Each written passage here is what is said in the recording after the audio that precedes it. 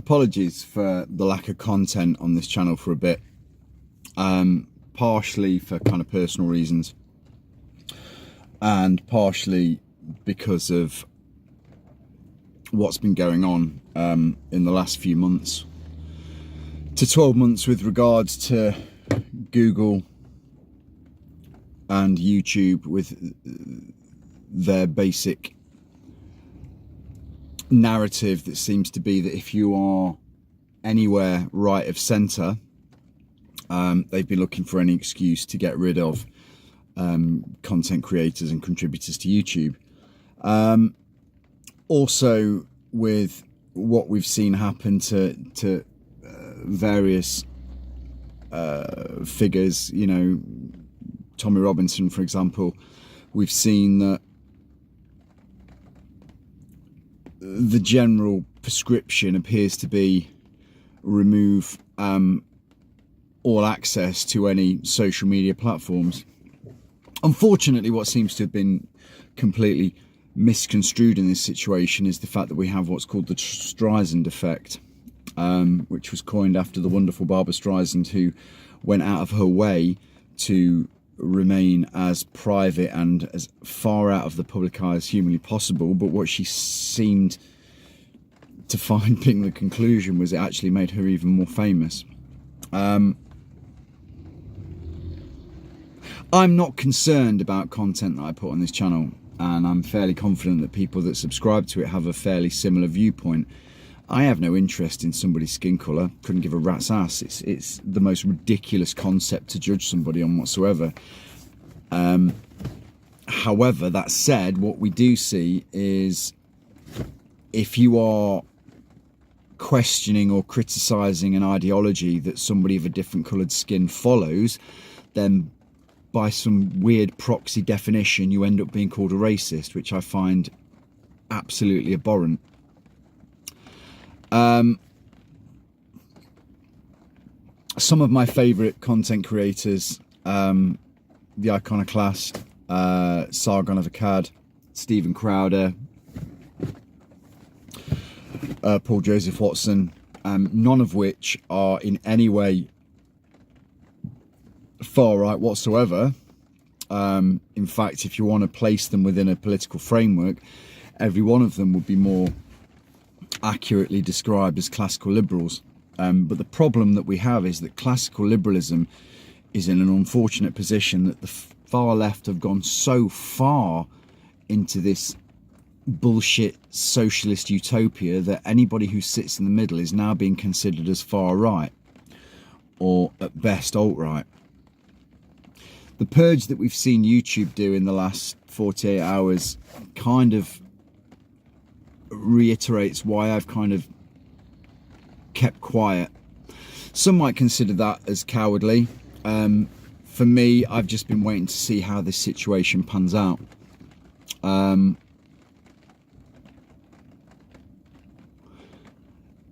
There are lots of people who think similar to me, and what I have seen in the last 6 months, particularly with the likes of Carl Benjamin and Tommy Robinson standing for the European Parliament elections, has shown that more and more people are prepared to come out and have the courage to say, okay, I might not agree with all of your political persuasions, but I'm not happy with a whole range of issues that you're raising. I'm not against immigration at all. One of the things that makes this country I live in so wonderful, and one of the reasons I left London and came to move to Leicester, was its multiculturalism. Leicester 10 years ago was an amazing city. You know, we used to have Diwali, where the whole city would come out and we'd all pile onto Melton Road. There'd be fireworks, food stalls, and everybody was just, you know, skin colour made no reference to people's conditions to talk to each other at all, and there was an amazing sense of community. Unfortunately, Leicester City Council and Leicester County Council, as is the same with a lot of local authorities, started to put Eastern Europeans in one area, Africans, Somalians, Nigerians in their specific areas. They started to create Muslim areas, they started to create Sikh areas, and the problem that this actually created was a massive division within those sectors of the community. It appears that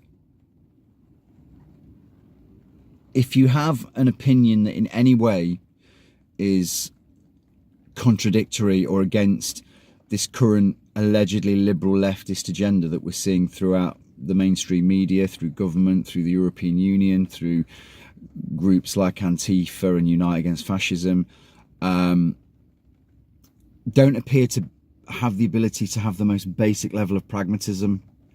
I'm not against immigration. You know, our NHS survives purely down to the fact of global immigration. What I'm against is mass immigration at the levels that we've seen in the last decade. Because ultimately, a small country like the UK cannot sustain that. It's just not possible. But if you have an opinion that says you're not happy with that, it seems to be that anybody left of centre is calling you a racist. Well, that's not acceptable, because we're not. We're just saying, you know, I should have the right to criticise Islam, for example. As some people who've watched others of my videos know, in my 20s, I was a practicing Muslim for quite some time, until I realised, ironically, I went to have dinner with a gay friend of mine, and towards the end of the meal, I said, you know, you understand my religious beliefs, but I do make an exception for you. He proceeded to stand up, throw a pile of money on the table that covered more than amply both meals, and said, I don't want you to make an exception for me. I want you to accept me as your friend, the person that I've always been, you know, for 20 years. And in that one moment, I realised that to become a bigot, to become homophobic, to become misogynistic, to be racist, I had to follow Islam. And in that one moment, I realised just how much of a fool I'd been and how brainwashed I'd become. So I think that whether we're talking about mass immigration, unemployment, Brexit, Islamic far-right terrorism, and let's not pick any bones on that. You know, a lot of the problems with Islam across the globe are the far-right and extremist aspects of that religion. If we're not allowed to criticise that, and if YouTube, Google, Facebook are going to shut us down for having an opinion, you know, it makes the millions of lives that were lost in the Second World War, where we were fighting the true face of fascism, it makes every one of those lives that were sacrificed mean nothing. You know, I come from a heritage that is immigrant. You know, I have, you know, just look at the state of my snout. You know, I have substantive Jewish heritage, and on the maternal side of my family are Irish immigrants that migrated into the UK from Glasgow. So I understand the fact that this country is made up of a rich tapestry of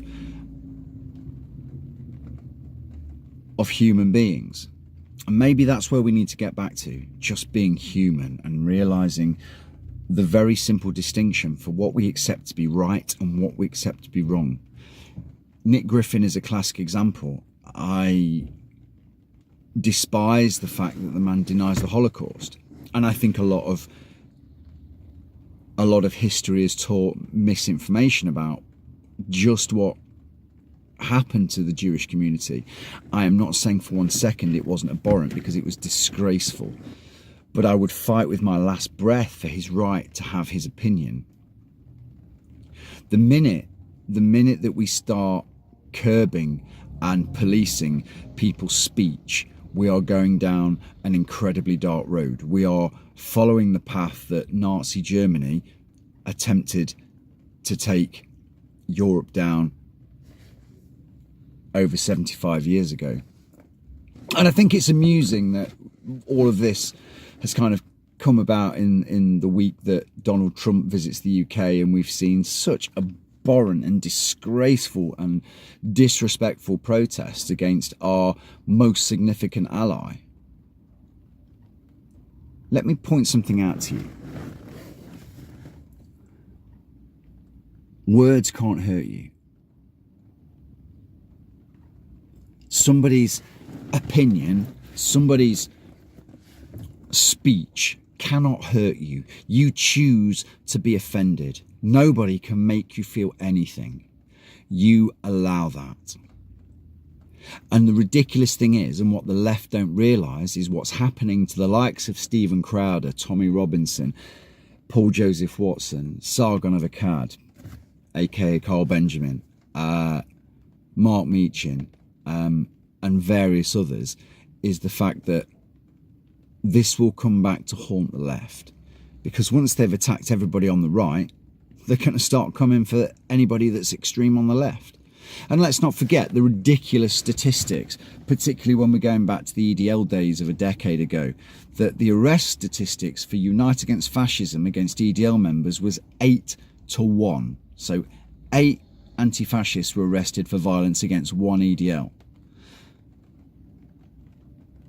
We need to stand up. We need to fight for what's right.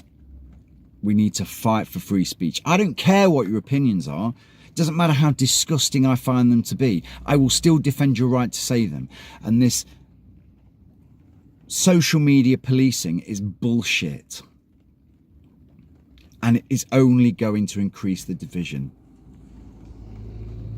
And I genuinely think the time has come that we, regardless of your political persuasion, regardless of your opinions about religion, race, colour, creed, sexuality, gender, it doesn't matter. The one thing that unites every single one of us is that we're human beings. And that seems to be the one thing that's been forgotten. Take care.